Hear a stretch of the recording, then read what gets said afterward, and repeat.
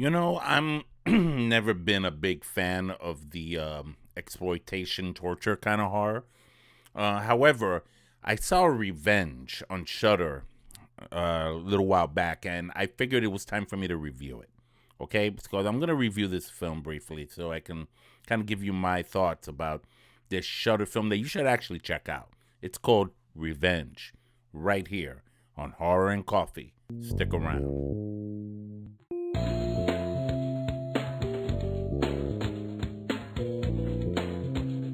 If you like what you see here, please consider subscribing. Tap on that bell for future notifications for future Horror and Coffee content. Okay, let's keep that algorithm going. Just a YouTuber trying to do my YouTube thingy and just review movies. Like I said already, there are movies out there that I'm not particularly fond of because it involves torture, it involves rape, it involves things that are hits too close to reality as opposed to the crazy, bizarre stuff.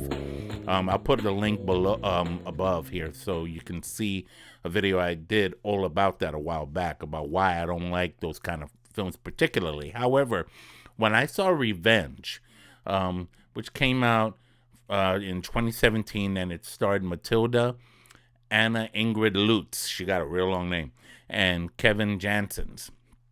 I thought that this one was definitely something that was worth watching. It kept my attention, and I liked it.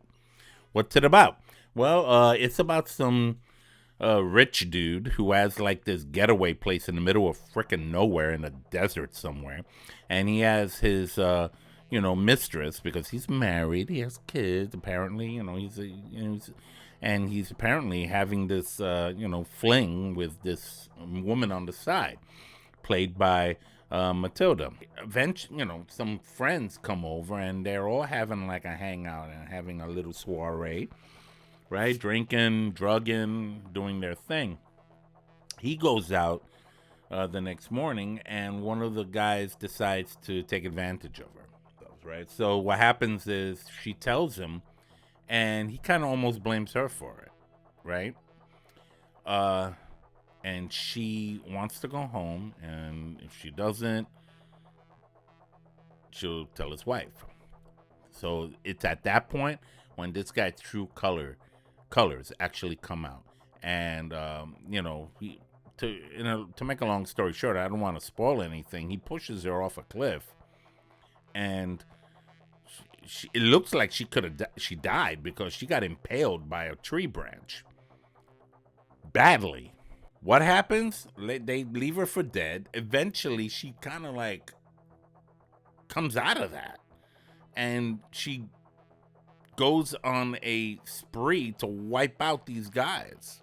The second and third act of the film kind of like centers more about how she heals herself, goes through the process of just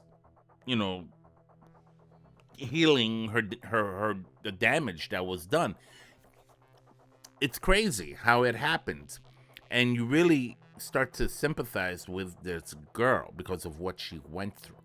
A lot of people think, well, that's a movie like I Spit on Your Grave, which was, came out in the late 70s, early 80s, and the remake came out in 2010, whatever, right? I saw the remake of 2010, I Spit on Your Grave, and the difference between a movie like that and a movie like this is that I Spit on Your Grave, the woman had an opportunity to just kind of really straight up disappear and never come back and try to like find peace at some point in her life.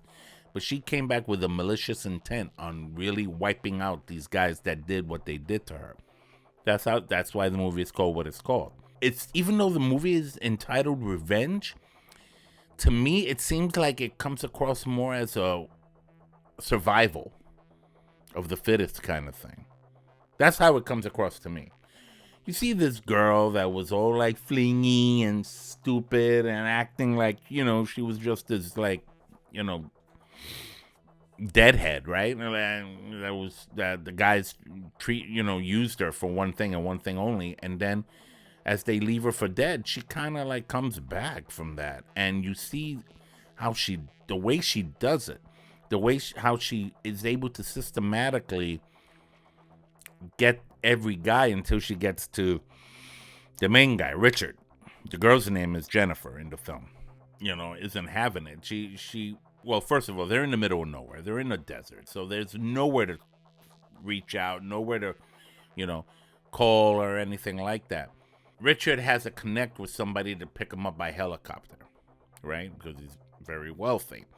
And then you see that in the beginning of the film, you see that at the end of the film, and what you see in between is what starts off as a party turns out to be a sheer act of survival on both these particular individuals. The other guys, they're almost like side pieces of garbage that she needs to deal with as well.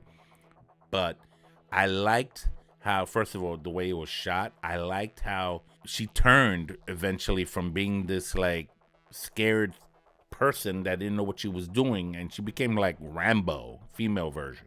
She was no joke. Like she had the weapons, the means, and the ability to, all of a sudden she went into some kind of prime. I don't know if she dug down deep inside. She got into some kind of primal passion to survive. More to survive than to get even with these people in any case. Because to be fair, they saw that she was gone, so they started looking for her. And when they were trying to trace her, she had no choice but to defend herself. So it became a survival film. I don't know if I don't know. I'm not sure if it's necessarily smart to call it a revenge film, in my opinion. I'm sure there's that element there, after how they treated her, what they did to her, But I don't think revenge was the main message. In any case, I really enjoyed the film, and I liked it. And I'm going to give it 3 coffee cups. It was good taste. And, and like I said before, even though I'm not into these kind of films on the regular, this one had me at the edge of my seat because I didn't know what was going to happen eventually at the end. I mean, you see what happens at the end. Jennifer turns out to be it's a life-changing event, but she's, turns out to be quite a badass. The other thing, though, that I can't comprehend is how the hell did she survive that fall? It was as if, I don't know, the ancestors of the desert entered into her and said, "Rise, you shall avenge your ancestors." So I don't know. Nobody, how she fell and nobody would have survived that. Nobody would have survived that. It would have been that simple. Nobody would have survived that. She survived that. When you watch this film, you're gonna probably ask yourself the same question I did. How the hell did that get? So there you have it, guys. Revenge. Okay, it's on Shudder. Check it out when you get a chance, and let me know what you think. Talk to me. Comment below and share with me what you think of this Shudder original called Revenge, a 2017 film. Okay, and let me know what you think about how people are able to survive that kind of a fall. And at the same time, how people are able to like really dig deep for that something extra in order to survive. Ralph Perez here, Horror and Coffee. Take care.